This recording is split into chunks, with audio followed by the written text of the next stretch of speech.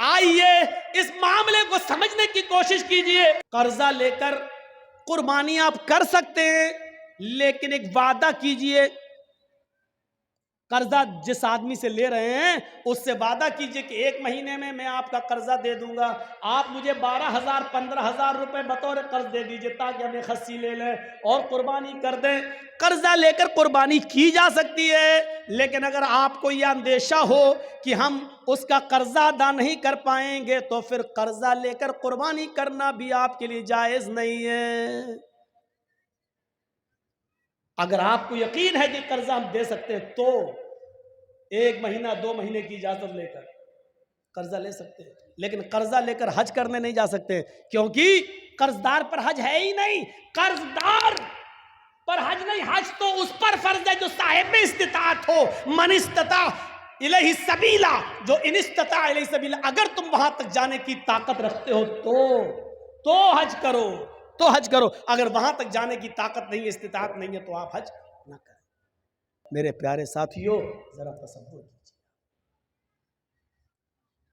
نبی اکرم صلی اللہ علیہ وسلم کا آخری وقت ہے، اس دنیا سے جانے والے ہیں. انتقال میں 2 یا 3 دن باقی رہ جاتے ہیں.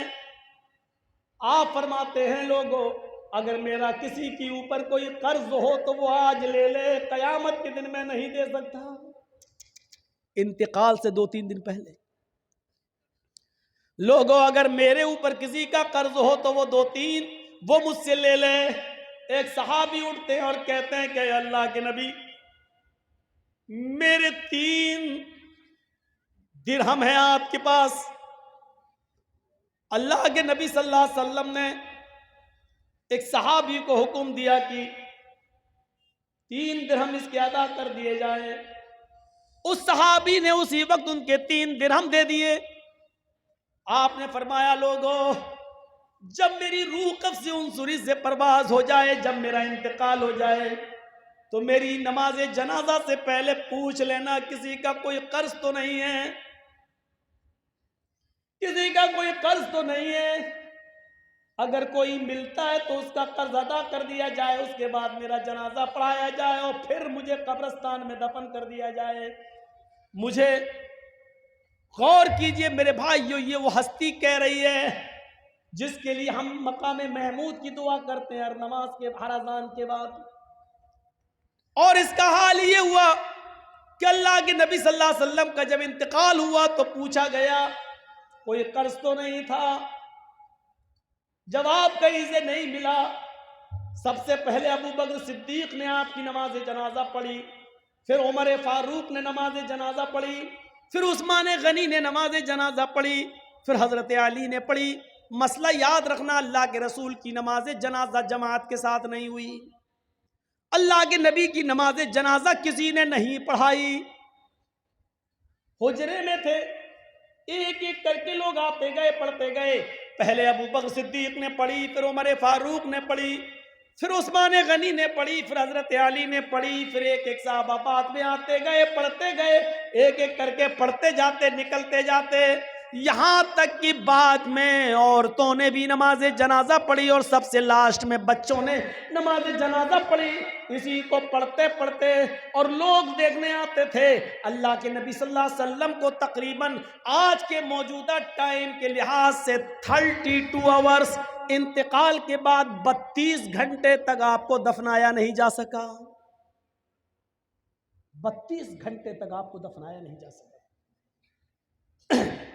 اور اس کے بعد جب آپ کو دفنا دیا گیا، مٹی آپ کی ہو جاتی ہے، تو حضرت ابو بکر صدیق جب تک خلیفہ رہے اعلان کرتے رہے لوگوں، اگر نبی اکرم صلی اللہ علیہ وسلم کا قرض کسی کے اوپر ہو تو وہ مجھ سے لے لے. لیکن ابو بکر صدیق 2 سال تک خلیفہ رہے، 2 سال تک برابر اعلان کیا لیکن کوئی نہیں آیا. پھر حضرت عمر فاروق کا زمانہ آیا. حضرت عمر فاروق کے پورے 10 سال تک اعلان ہوتا رہا اگر نبی اکرم کا قرض کسی کے اوپر ہو، اگر کسی نے نبی کو قرض دیا ہو اور اس کا قرض باقی ہو تو وہ عمر سے آ کر لے لے. حضرت عمر فاروق کے 10 سال کی خلافت میں بھی کوئی قرضہ لینے نہیں آیا. حضرت عثمان غنی کا جب زمانہ آیا تو 12 سال تک کیا جاتا رہا اگر نبی اکرم نے کسی سے قرض لیا ہے تو وہ آ کر مجھ سے قرض لے لے، میں نبی کا قرض دینے کے لیے تیار ہوں. لیکن 12 سال تک عثمان غنی کے زمانے میں بھی کوئی قرض لینے نہیں آیا. ذرا اندازہ لگائیے کہ قرضے کا معاملہ کتنا بھیانک ہوتا ہے. اللہ کے نبی صلی اللہ علیہ وسلم اپنے انتقال سے پہلے خود اعلان کر رہے ہیں اگر کسی کا قرض میرے اوپر ہے تو لے لے. ایک اٹھتے ہیں اور کہتے ہیں کہ میرے 3 درہم میں آپ نے دلوا دیے، پھر کوئی نہیں ملا. ابو بکر صدیق نے 2 سال تک اعلان کیا لیکن کوئی نہیں ملا. عمر فاروق نے 10 سال تک اعلان کیا لیکن کوئی نہیں ملا. عثمان غنی بھی کہتے رہے کہ نبی کا قرض کسی کے اوپر ہو تو مجھ سے لے لے، لیکن 12 سال تک کسی نے کوئی قرض نہیں مانگا. غور کرو کہ قرض کا معاملہ کتنا بھیانک ہوتا ہے، کیونکہ قرض دار آدمی کی روح لٹکتی رہتی ہے زمین و آسمان کے بیچ میں. میرے پیارے ساتھیوں، جب تک اس کا قرضہ ادا نہ کر دیا جائے میرے بھائیوں یہ معاملہ بڑا عجیب و غریب رہتا ہے. صرف ایک چیز سوچ لو، اگر اللہ نے زمین نہ بنائی ہوتی مجھے بتاؤ کہ ہم آج کہاں ہوتے، کیا حیثیت تھی ہماری.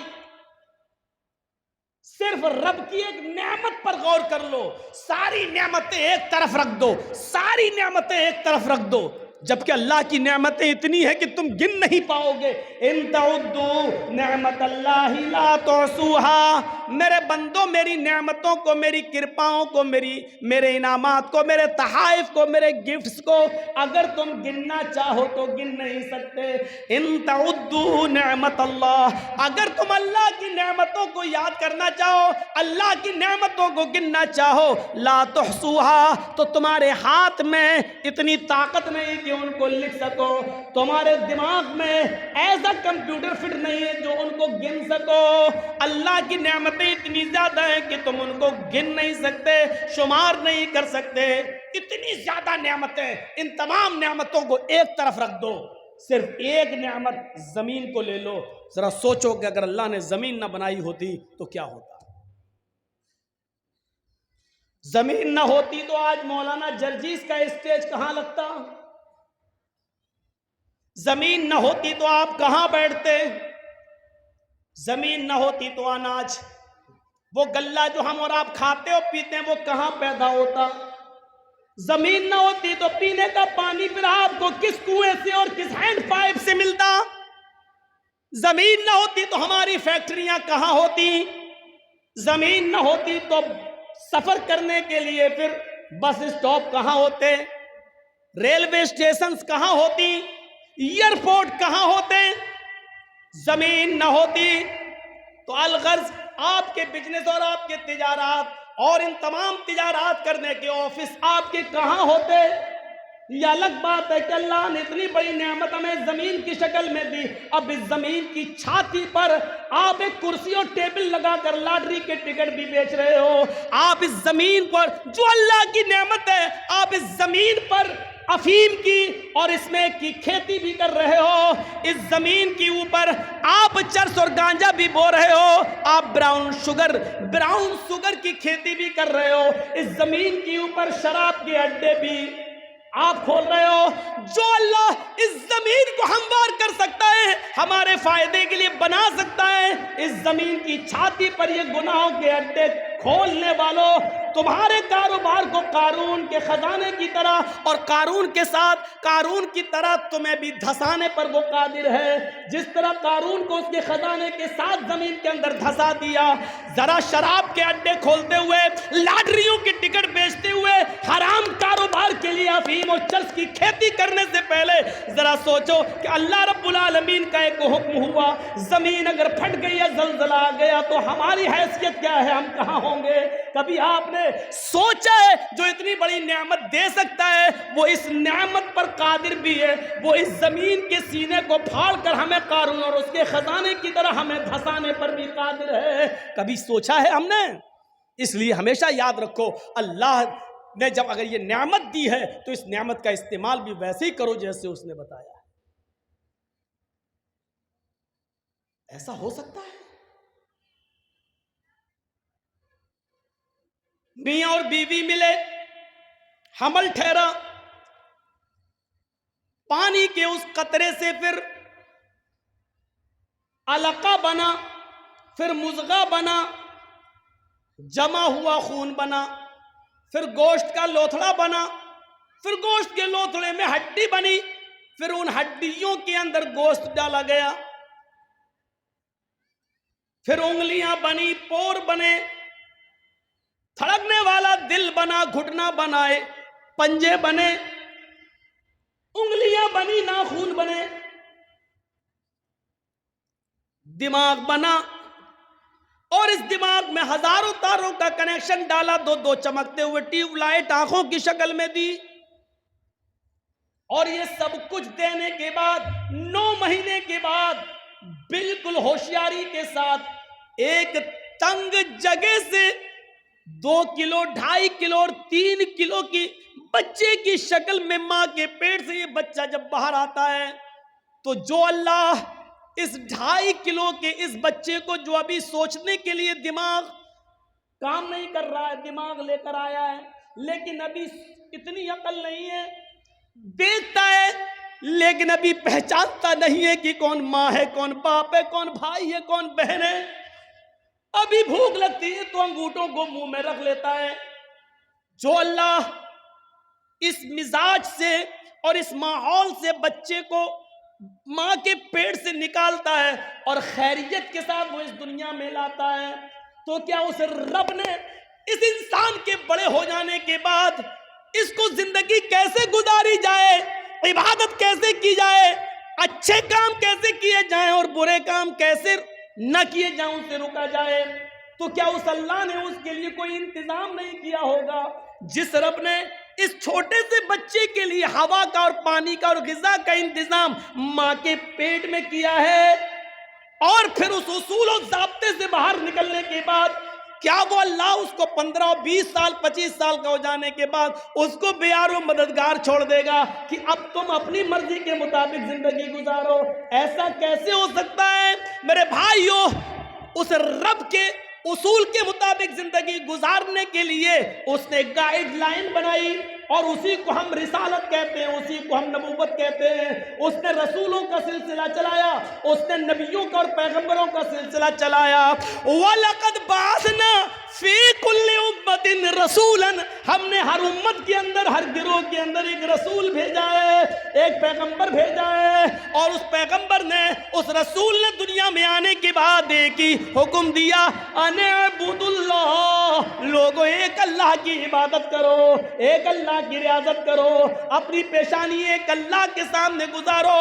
سن لو، اتنے بڑے ماحول سے نکال کر، ماں کے پیٹ سے نکال کر 20 و 25 سال کی عمر تک تجھے پہنچا دیا، اس میں کسی اجمیر والے کا ہاتھ نہیں ہے، بدایوں والے کا ہاتھ نہیں ہے، کچھوچا والے کا ہاتھ نہیں ہے، پھلواری شریف کا کوئی بھی بابا ابھی تک تیرے کوئی کام نہیں آیا ہے، یہاں تک پہنچانے والی ذات اسی اللہ کی ہے۔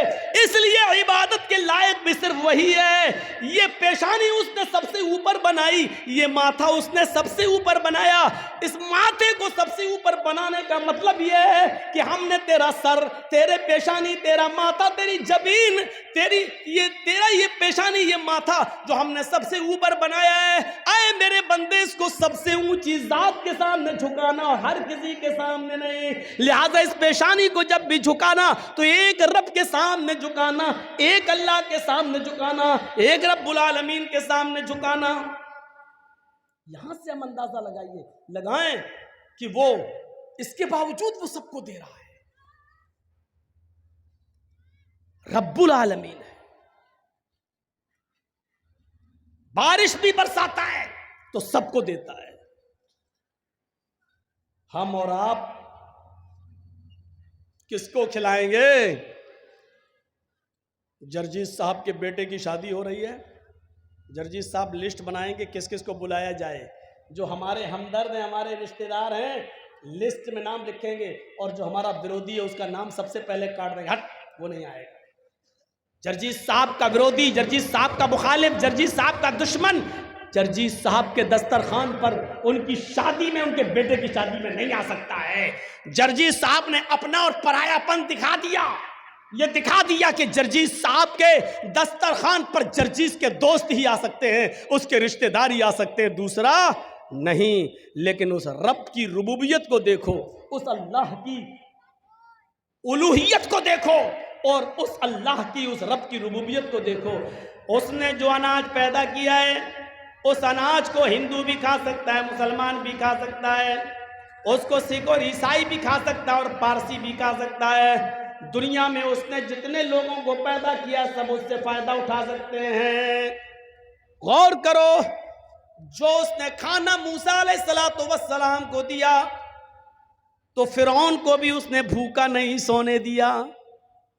اگر اس نے ابراہیم علیہ السلام کو نعمتوں سے نوازا تو نمرود کو بھی اس نے بھوکا نہیں مرنے دیا۔ محمد رسول اللہ صلی اللہ علیہ وسلم پر اگر غذائیں اتاری ہیں تو نبی کے دشمن ابو جہل اور ابو لہب کو بھی اس نے بھوکا نہیں سلایا ہے۔ کبھی ہم نے غور کیا ہے اللہ رب العالمین کے رب کی ربوبیت پر؟ ہمیں بہت جلدی یہ آیا تھا، یہ میرا ہے، یہ فلاں کا، یہ میرا دشمن ہے، ہم اس کو نہیں بلائیں گے۔